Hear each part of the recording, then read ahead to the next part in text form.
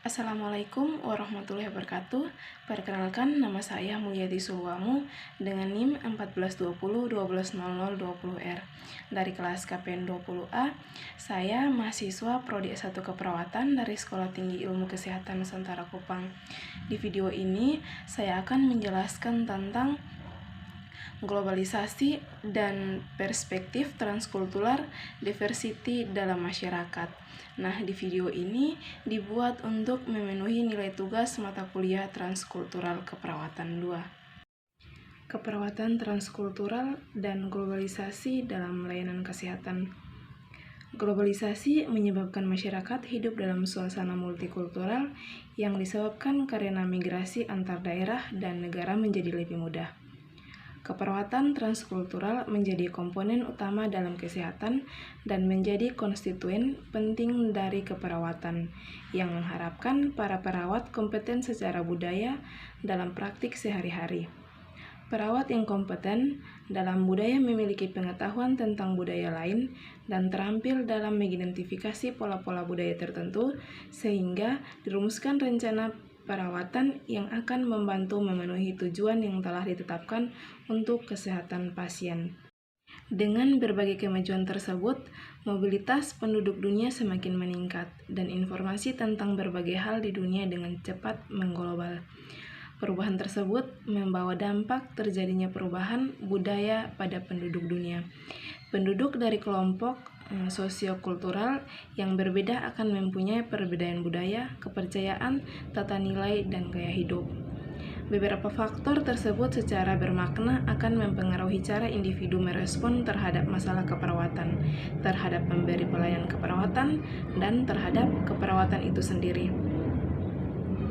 Adanya beragaman budaya akan menjadi jelas bahwa perbedaan budaya harus dipertimbangkan, dipahami, dan dihargai, dan pelayanan keperawatan yang diberikan harus sesuai dengan budaya yang dimiliki.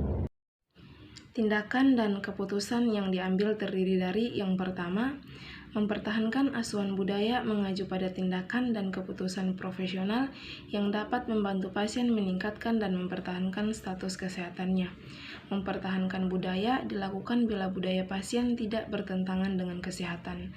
Dan yang kedua, akomodasi dan negosiasi asuhan budaya mengacu pada tindakan dan keputusan profesional yang akan membantu seseorang dengan budaya tertentu beradaptasi untuk dapat memperoleh hasil akhir kesehatan yang tergantungkan dan memuaskan. Dan yang ketiga, restrukturisasi dan pemulaan kembali asuhan keperawatan mengacu pada tindakan dan keputusan profesional yang dapat membantu pasien mengambil kembali, mengubah atau memodifikasi gaya hidup mereka ke arah pola asuhan kesehatan yang baru, berbeda dan lebih menguntungkan.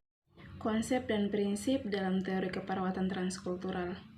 Keperawatan transkultural adalah area keilmuan budaya pada proses belajar dan praktik keperawatan yang fokus memandang perbedaan dan kesamaan di antara budaya dengan menghargai asuhan, sehat dan sakit, didasarkan pada nilai budaya manusia, kepercayaan, dan tindakan. Budaya adalah norma atau aturan tindakan dari anggota kelompok yang dipelajari dan dibagi serta memberi petunjuk dalam berpikir, bertindak, dalam mengambil keputusan. Nilai budaya adalah keinginan individu atau tindakan yang lebih diinginkan atau suatu tindakan yang dipertahankan pada suatu waktu tertentu dan dilandasi tindakan dan keputusan. Yang kedua, perbedaan budaya dalam asuhan keperawatan merupakan bentuk yang optimal mengacu pada kemungkinan variasi pendekatan keperawatan yang dibutuhkan untuk memberikan asuhan budaya yang menghargai nilai individu, kepercayaan, dan tindakan termasuk kepekaan terhadap lingkungan dari individu yang datang dan individu yang mungkin akan kembali lagi. Yang berikut, diversity dalam masyarakat. Keragaman suku, agama, budaya, bahasa di Indonesia menjadi suatu hal yang tidak dimiliki oleh negara lain. Karena itu, keragaman ini dapat dijadikan sebagai suatu yang positif dalam mendukung pembangunan nasional di segala bidang. Walaupun menurut beberapa ahli bahwa keragaman itu dapat memberikan pengaruh positif, namun ada juga yang melihat bahwa keragaman tersebut ada pengaruh negatif. Menurut Koentazaningrat, di dunia hanya 12 negara yang memiliki etnis homogen atau monoetnis, yakni Australia, Islandia, Norwegia, Belanda, Maroko, Swaziland, Portugal, Jerman, Denmark, Botswana, Somalia, dan Jepang. Yang pertama, berdasarkan negara multietnik lebih cenderung mengalami konflik yang tidak ada habisnya, seperti India, bekas Yugoslavia, bekas Belgia, Nigeria, Malaysia, dan lain-lain. Dan yang kedua, Indonesia sebagai negara majemuk tidak lepas dari konflik yang cenderung berhubungan dengan suku, agama, ras, adat istiadat seperti yang pertama, pemberontakan Partai Komunis Indonesia atau PKI Madiun 1948 dan Gerakan 30 September atau Partai Komunis Indonesia atau G30 SPKI pada tahun 1965. Dan yang kedua, pemberontakan Darul Islam Indonesia atau DII atau TII di Jawa Barat, Jawa Tengah, Sulawesi Selatan, Aceh, dan Kalimantan Selatan. Dan yang ketiga, pemberontakan Gerakan Aceh Merdeka atau GAM dan Organisasi Papua Merdeka atau OPM. Dan yang keempat, konflik Sambas, konflik Sambit atau suku Dayak melawan transmigran, suku Madura di Kalimantan, konflik Ambon atau konflik agama, konflik Kupang, konflik Poso, dan lain-lain.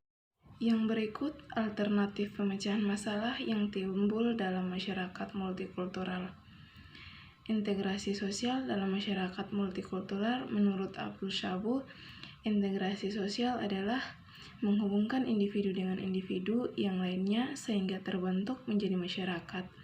Menurut Vestiger, integrasi sosial menjadi apabila keseluruhan anggota dalam suatu kelompok berkemauan untuk tetap dalam kelompoknya, seolah-olah satu sama lain saling terkait.